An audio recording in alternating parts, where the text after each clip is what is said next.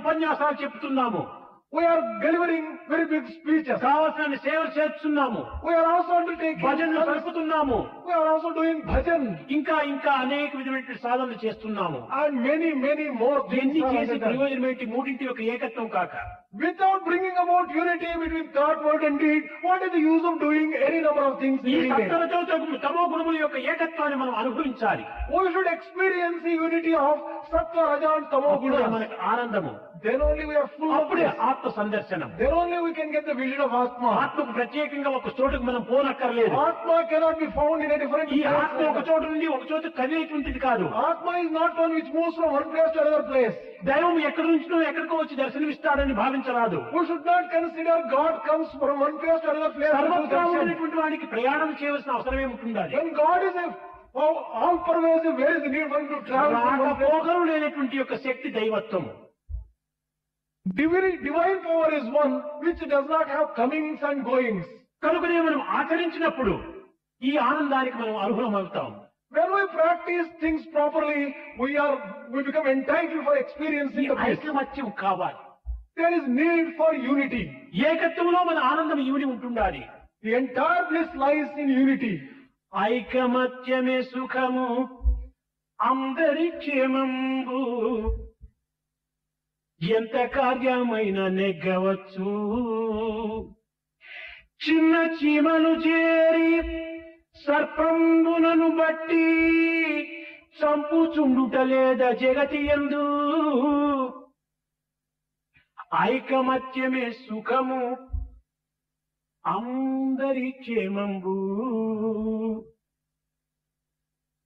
ఎంత కార్యమైన నెగ్గవచ్చు. చిన్న చీమలు చేరి సర్పంబును బట్టి చంపుచుండుట లేదా జగతి యందు. ఐకమత్యం అందరూ ఒక్కటిగా చేరిందటంటే ఎంత సుఖం. నా వెనక ఇంకా 10 మంది ఉన్నారు అనేటువంటి ధైర్యము, ఆనందము, ఉత్సాహము, ప్రోత్సాహాన్ని కూడా చేకూరుస్తుంది. Unity is joy, delight and happiness. Unity brings about the welfare of all people.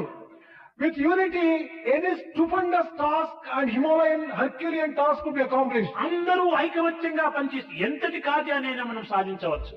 Ants, even small ants can bind a very big snake on account of unity. చిన్న చిన్న చీమలన్నీ చేరి పెద్ద సర్పాన్ని కూడా చంపేస్తుండేది మనం చేస్తున్నాం. We can see even small ants by coming together can kill even a big snake. కనుక మానవత్వం అనేటువంటి ఐకమత్యంగా ఉంటుంటే మనం సాధించలేనటువంటిది ఏమిటి ఈ జగత్తులో? If there is unity among humanity, is there any work which cannot be accomplished at all? ఐకమత్యం ఎప్పుడు మనకు లభిస్తుంది? When can we get that unity? మన హృదయాలు పవిత్రము గావించుకున్నప్పుడే ఈ ఐకమత్యం అనేటువంటిది మనకు లభిస్తుంది. Only when we purify our hearts, we can achieve that kind of unity. ఈ హృదయాలు పవిత్రమైనప్పుడే దివ్యత్వమైన దాన్ని మనం అందులో ప్రతిబింబింప చేసుకుంటాం. Only when we purify our hearts, the divinity gets reflected in our hearts. కనుక యూనిటీ నుండి ప్యూరిటీ నుండి డివినిటీ, ఈ మూడింటి ఎందుకు మనం అభివృద్ధి కావాలి. కానీ ఈనాడు యూనిటీ లేదు, ప్యూరిటీ లేదు, డివినిటీ లేదు, only community.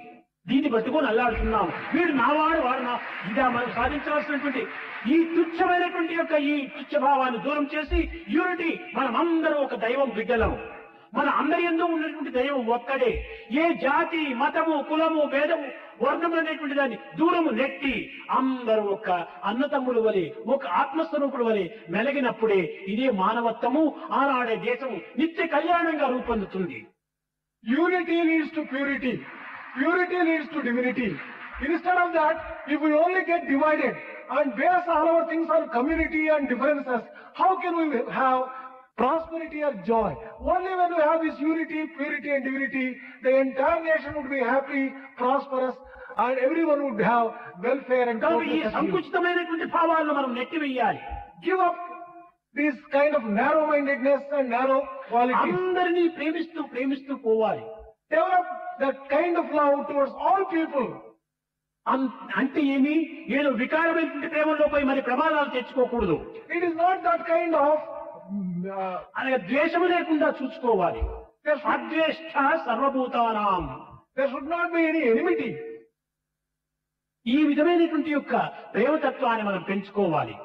We should develop this kind of love free from enmity and wickedness. అప్పుడే మన యొక్క జీవితము, మన యొక్క దైవత్వము, దివ్యత్వము ఏకత్వంగా మారిపోయి ఆనందాన్ని అభివృద్ధి చేకూరుస్తుంది. Then only our lives become sanctified, divine, and we enjoy unity and bliss. ప్రేమ స్వరూపులారా, దైవం ఒక్కడే గురువు. There is only one Guru. And it ఆ is గురువు God. ఎవరు? అది నీవే. Who is that Guru? It is yourself. ఆ గురుత్వం అనేటువంటి దైవత్వం నీలోనే ఉంటుంది. నీవెక్కడో బయట ప్రపంచంలో వెతకడానికి ప్రయత్నిస్తున్నావు. That Guru in the form of divinity is residing in you, but you are searching for the Guru in the outside world. కనుక బ్రహ్మ విష్ణు మహేశ్వర స్వరూపులు నీ యొక్క గుణములే. The Brahma, Vishnu, Maheshwara